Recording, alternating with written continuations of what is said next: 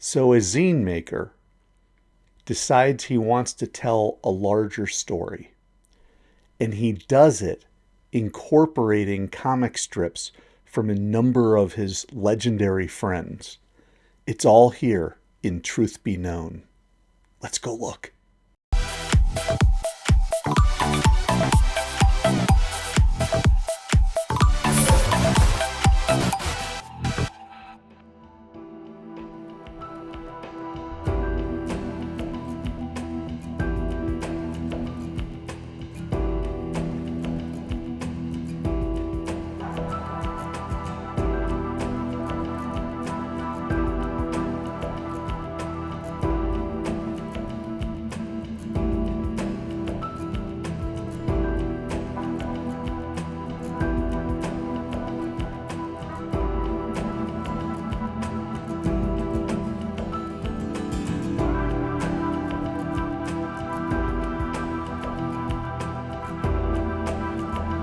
Hey world, it's Tom. It's FANzine Live. We are looking at a classic zine today called Truth Be Known by a gentleman who at this point was going by the name Max Traffic or Maximum Traffic.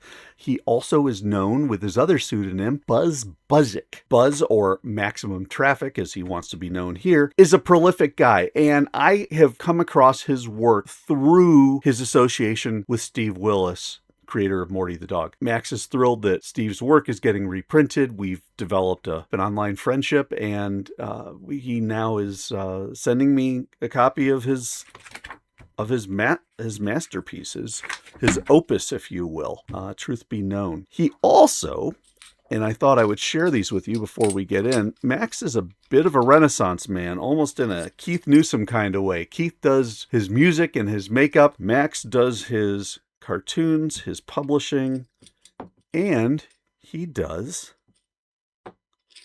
ceramics. And I think these are beautiful. So I thought I would show these off. He sent me a number of ceramics that he's done, handmade, hand-fired. This one says rest easy, nice one of a cat curling up.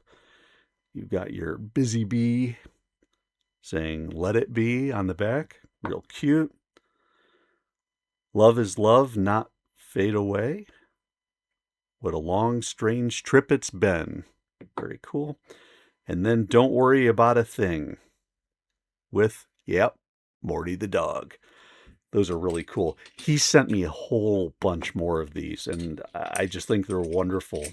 But let's talk about Maximum Traffic and Truth Be Known. As I understand it, Max was trying to advance ideas of what he called eco-evangelism. He had some ideas that he wanted badly to get out into the world and was unable to do so to the level that he wanted. Made 2,000 copies of this, Truth Be Known. He then went to shows and events and online and the like, and sold enough at the profit level he needed. And I think it's not cheap.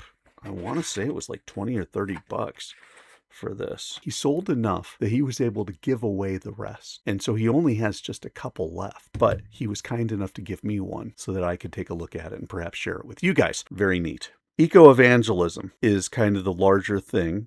From a reading point of view, the thing that I love about this book is that Max has brought together stories from some of his favorite cartoonists, and he's woven them all together to create a narrative. And you'll see what I mean by that. He'll do a short by one writer or artist, another by another creator, another by another creator, and he weaves his narrative through their stories, using their stories to help advance what he's trying to say. It's a really creative way to do an anthology. I'm not sure I've seen anyone do it as effectively as that.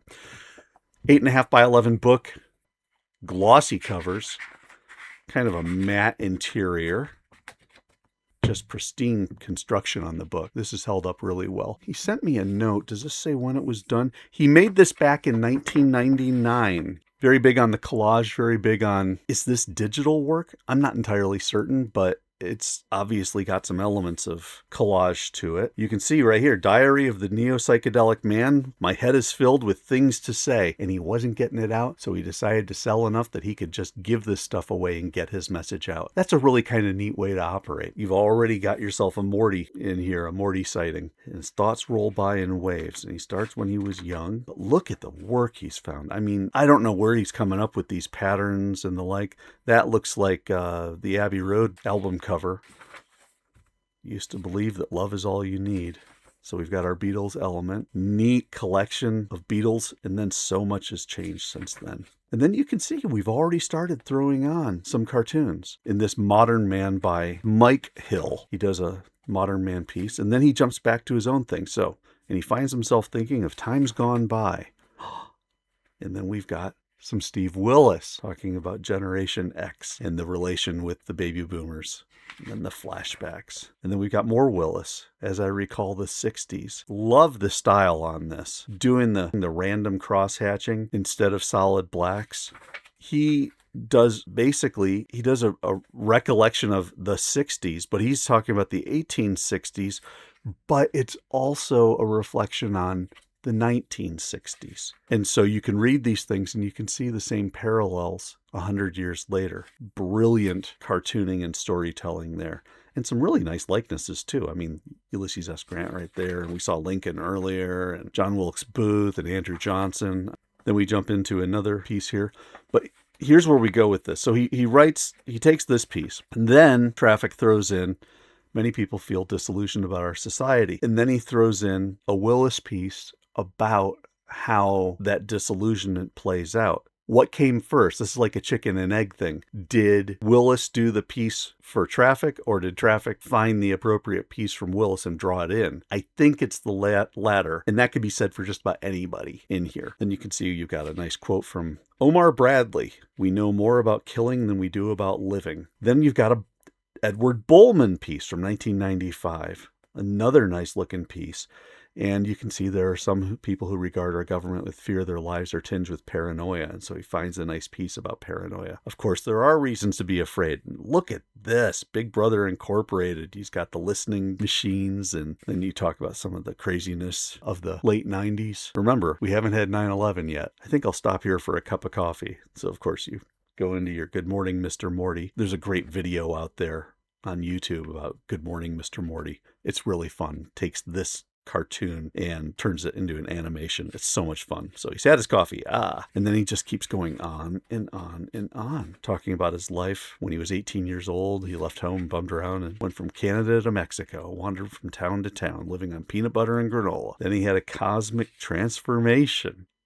And that's when he became Neo-Psychedelic Man. He was electrified, hypnotized by the light of truth. This is really neat how he uses the graphics and the cartoons to tell the story. He gets into his realize love is not all you need. You also need to be aware of the truth. And again, you got some Willis. The truth is most people will believe what they want to believe. Sound familiar, anyone? Most people believe different things. So we're going from Willis back to Hill. So we've had Willis, Hill, and Bullman, a little more Hill. These days it's hard for a lot of people to know what to believe. Some people believe the programming on TV. The truth is TV lies and distorts. It seeks to mold you. We all seek the truth in our own way. Some people will believe anything. The brave new Nazis of the Inland Empire. Not commenting any further there, but you might have an idea of what we're going toward. And remember, this was 1999. Again, Willis work. It's a pretty powerful piece. Not just the Willis, but the whole shooting match. There's value to every living thing. Some people just don't see that. But some people do. Life has its ups and downs. Back to Hill. Truth with all its flaws. The world is still beautiful. That's true, and that's something that we all need to keep in mind. Even if some things are pretty creepy. Talking about Abby Hoffman, Judy Bari. Things that were responsible for a lot of good things with our government. Clean Water Act. This is all the stuff that's been dismantled under Trump. Clean Water Act. National Weather Service. National Park. Peace Corps. FEMA. Yeah, jeez. Be hard to know the truth about environmental issues. Nice looking piece. Max did that himself. Then a piece on propaganda war. Now that's by C.A.D. Clark Dismeyer. And it says some crazy greed heads are still trying to promote nuclear energy. Boy, that's come back too, hasn't it? Unfortunately, this apple has a worm. Radioactive nuclear waste. It says I've been going on and on about truth, but I don't have a line on truth.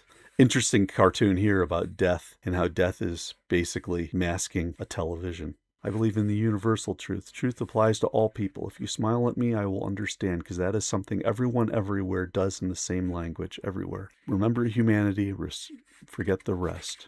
Einstein's last public statement. And then the altered state. Sometimes it's good to free your mind from all seriousness. Then he gets into the truth about smoking pot. Neo-psychedelic man. The electric sky slides by. This stuff is as trippy as the day is long, man. Melting in a sea of warm and softly hissing crimson waves. Notice you got Morty floating through as well. Childish joy, wings to fly. Nature speaks to me with a touch of fear. We're passing through a time when our hearts must be true and our vision clear. The dark truth is... our technology can kill us. The natural world can't protect us. The hole in the ozone is growing bigger. We did basically fix that one, though. Life as we know it is floating away, and death will be the price we pay. We can destroy the world. We need to understand all the ecological limits of the planet. And again, the cartoons help tell the story. Max traffic is the definite limit of human impact on the Earth that we must observe in order to survive as a species. And that's the end of it. So this is the 200th issue of Maximum Traffic, Obscuro Art and Comics. And then he's got all of his credits in here. Other artists who've inspired me. And I notice in here Matt Feazell, Clay Geertz, Mike Roden, I've heard. I mean, there are a ton of names in here. Jeff Hammerlink, John Porcellino. Max is no longer in Butler, Pennsylvania. Don't try sending him anything there. And then the funny pages. And so we're about half-ish way through the book, probably about 55-60% of the way through the book. And the rest is just awesome comics. And we've got comics from pretty much your featured people with some additional stuff in there as well. Day in the Life of Morty Dog. That's from Collected Cranium Frenzy. Great looking stuff, though. Just good comics all the way through. But Max, or Buzz, loved his Steve Willis. He loves his Edward Bullman, as I do. Just great material. Great material. At home, Mark Campos with the Dysfunctional Cat Family. Oh, you three, what is it? We lost our mittens. And then Dad throws the bottle at him. Then you shall have no pie. You've got a piece here by Story and Pencils by David K. Farley and Inks and Letters by Edward Bullman from '94. A nice Cranium Frenzy piece. Some more Modern Man, some Psychedelic Man. And there's Maximum Traffic. He was done as of 1999 with that. And he closes it out with, turn off your TV. I'm pretty impressed by this. I'm really glad that he gave this to me. I'm very appreciative. Thought you'd enjoy seeing it. I don't know if there are any copies left. If there are, I'll put information on how to get them in the show notes. But this is really a good one. I hope you like the video. I hope you subscribe to FANzine Live. I hope you tell your friends as well, because I think that it's kind of amazing 25, 26, 27 years on how much of what Max is saying is true and perhaps even amplified in today's world. So it's a message that we probably should be sharing. This, my friends, is FANzine Live. This is Classic Zines. This is Truth Be Known by Maximum Traffic. I am Tom, and I will catch you next time.